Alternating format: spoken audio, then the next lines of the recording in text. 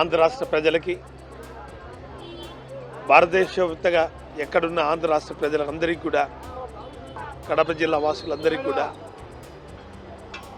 సంక్రాంతి శుభాకాంక్షలు తెలియజేస్తూ, మా కడప నగరంలో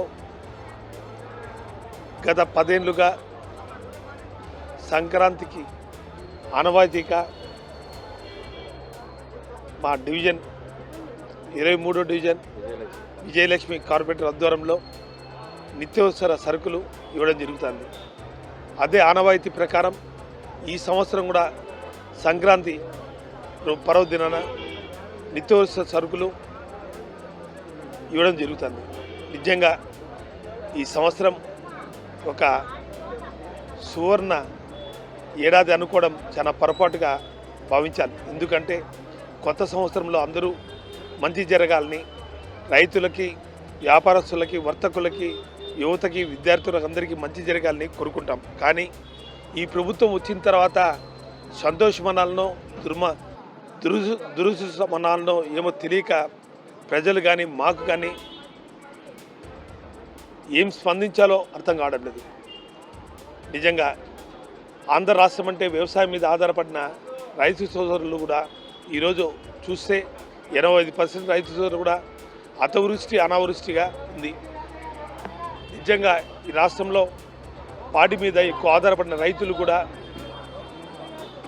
గిట్టుబాటు ధర లేక 16,000 ఉన్న పుట్టి ఈరోజు 9,000 రూపాయలకు పుట్టి వచ్చిందంటే ఈ కూటమి ప్రభుత్వం కాదని నేను అంటున్నాను.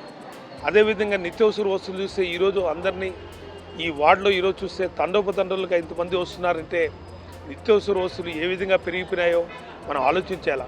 కంది బ్యాడలు కానీ, బ్యాడ్లు కానీ, బియ్యం కానీ, బియ్యము 45 రూపాయలు 50 రూపాయలు ఉండే బియ్యం ఈరోజు మంచి సన్న బియ్యం 65 రూపాయలు మార్కెట్లో, మీడియం బియ్యం 55-56 రూపాయలు.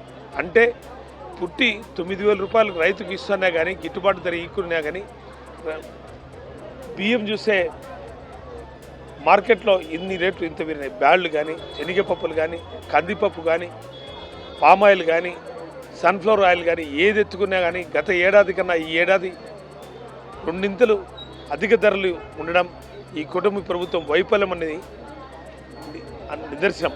నిజంగా ఈ కుటుంబ ప్రభుత్వంలో అన్ని విధాలుగా చూస్తే ఈ సంవత్సరం కొత్త ఏడాది సంవత్సరం వైకుంఠ ఏకాదశిన 6 మంది మరణించడం కూడా ఈ కుటుంబ ప్రభుత్వం వైఫల్యాన్ని మనకు నిదర్శనం. ఈ సంవత్సరం ఈ కుటుంబ ప్రభుత్వంలో ప్రజలందరికీ మంచి జరగాలని,